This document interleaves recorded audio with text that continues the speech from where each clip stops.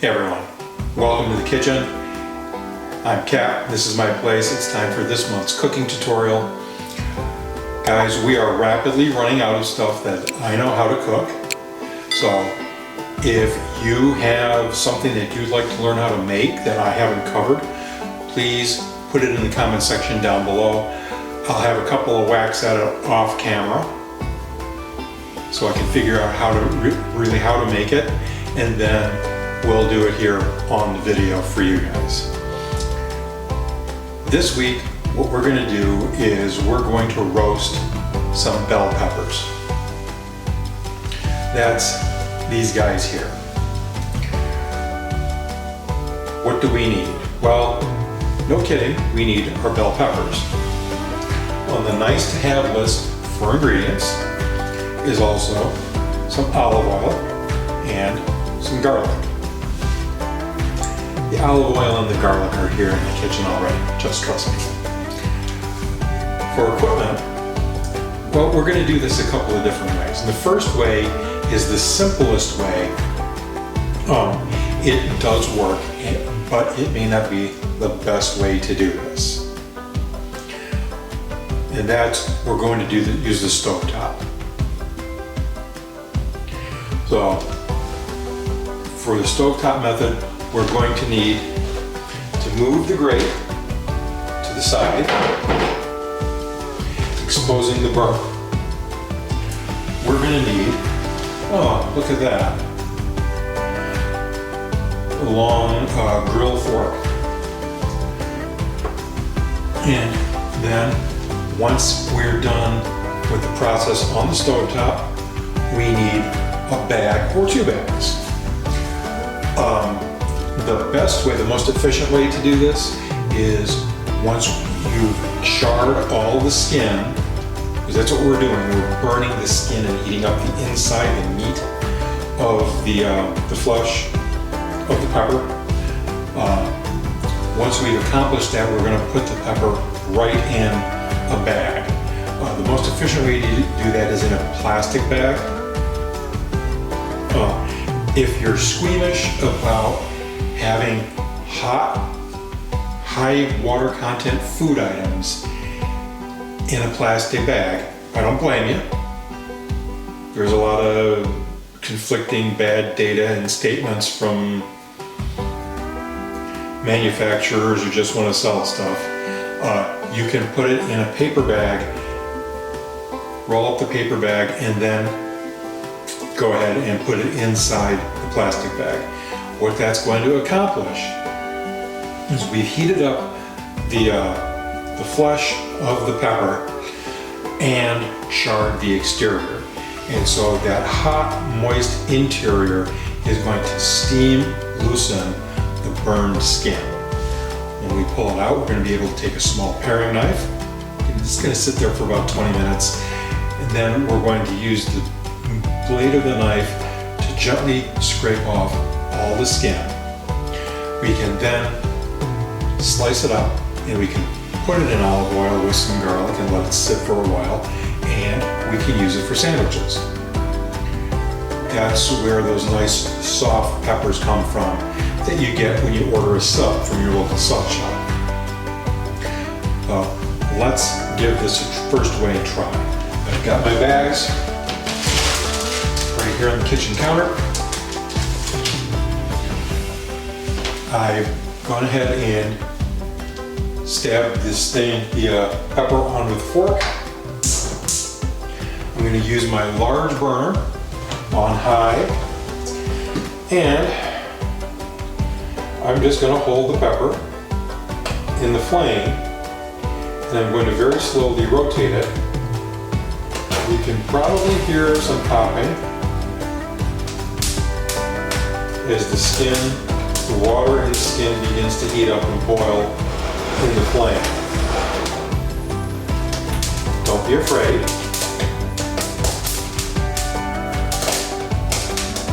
We're just going to keep turning it back and forth. We don't want to set it on fire.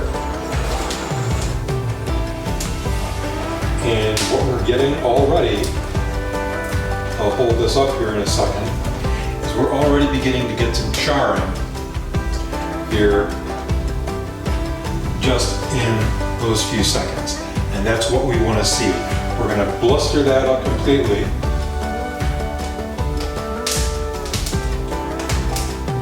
I don't expect you to watch through the entire thing. Once this is done, I'm going to bring you guys back. Okay guys, it's been half an hour. I ran a kitchen timer. I did 2, or ducks as the French would say, red peppers on the stovetop. One of them I placed in a bag, and the other one I simply placed here in the bag. Well, all right, let me try that one again. I placed one in a paper bag inside the plastic bag, and the other one is just in the plastic bag. You can see the steam. Let's go ahead and pull these out.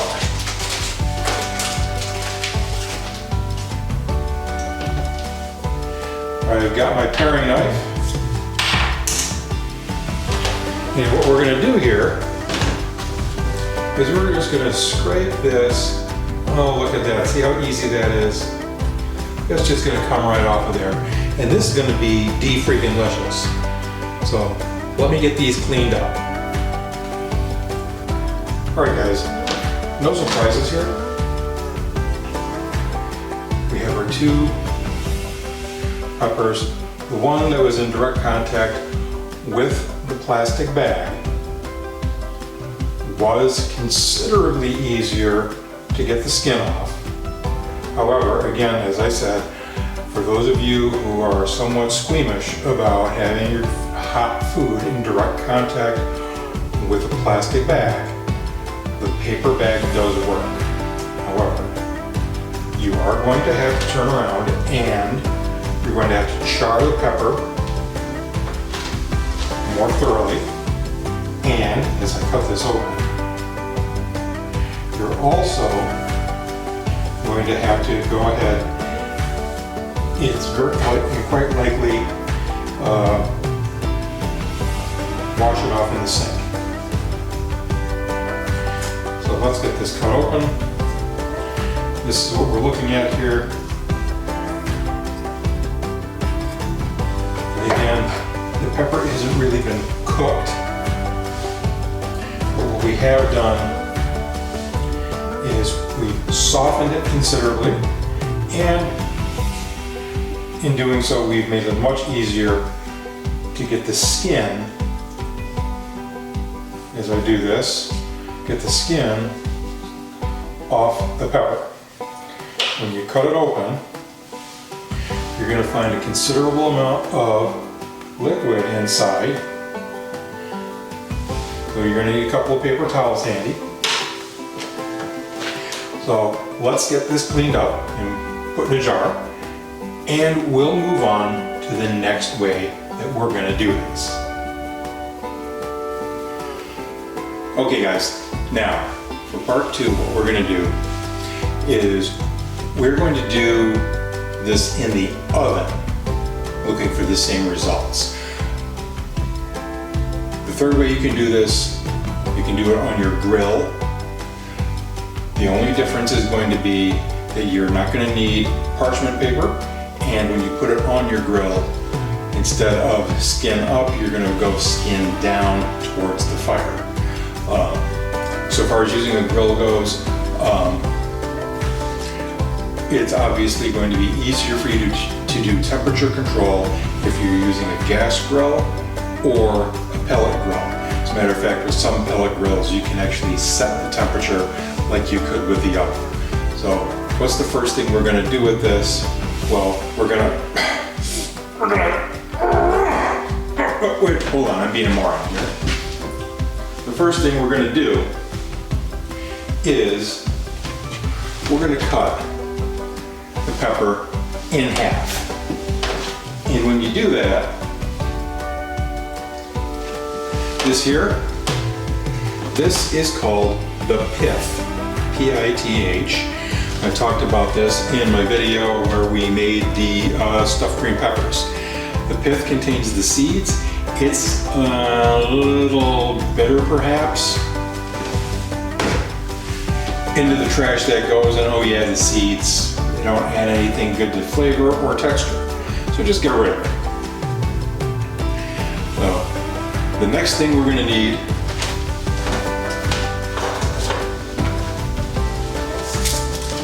ta-da! We're gonna need a cookie tray and we're gonna need to line it with parchment paper. And because we're putting this in the oven, we're gonna need our oven mitts. Whether you use oven mitts or welding gloves or whatever you use to move logs around in the fireplace, hey, I don't care what you use. We're only gonna handle the hot tray when it comes out of the oven. So let's go ahead and get that done, and then we'll talk about the settings for the oven. Okay, now you've had an opportunity to cut your peppers in half, get rid of all the seeds. The oven. Preheat your oven 350 degrees. If it's a modern gas type oven, that's probably the temperature it turns on to. Depending on the actual temperature your oven is cooking at, it may take between 30 and 40 minutes at 350 degrees for your pepper halves to become charred on the outside. Use the window on the oven door to check and see if they're done, because we're going for the visual of, is the skin charred. If you're opening the door, you're letting the heat out, and that means you're not cooking. So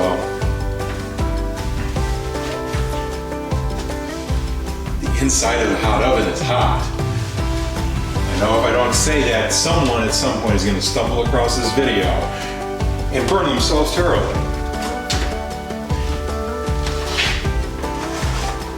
So here we are, there we go. We're gonna put these right in here.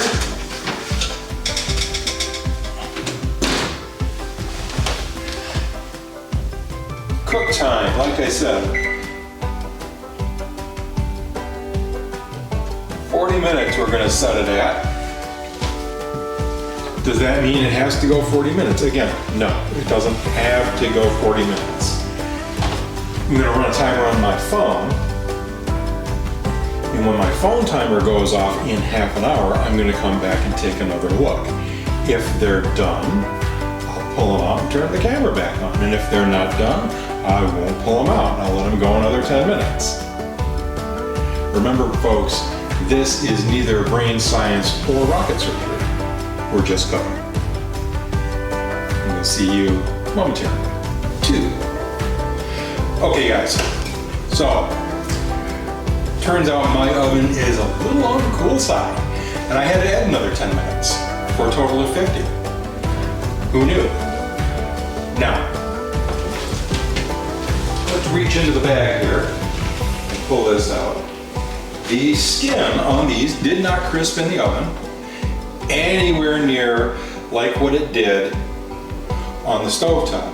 However, without any effort whatsoever, it just goes ahead and peels right off, which is probably what you wanted to do to yourself or your little brother after getting nice and crispy at the beach. So let's take a close-up look here. That's what we ended up with.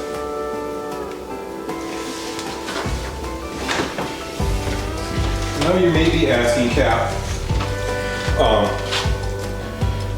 seriously, now that we've done this, just what are you supposed to do with these skinless peppers? Well, like I think I said earlier, you can put these in salad, although I still insist that salad is my food's food. Or you can use these on deli type sandwiches, you know, a sub basically. And we're gonna put this on a sandwich. Oh, I think I just touched my shirt. Oh well. It's a good thing I've got a machine that does my laundry for me. So, what are we gonna do? Well, let's take this and we're gonna do a little bit of magic and move you guys onto a short tripod in about 3, 2, 1. All right, guys, we got a couple of slices of nice crusty bread here. A little bit of a nice garlic paste that we had previously made. This batch, I left on a little longer. It's a little darker. Flavor is a little stronger. So we'll put that on the bread since I like garlic.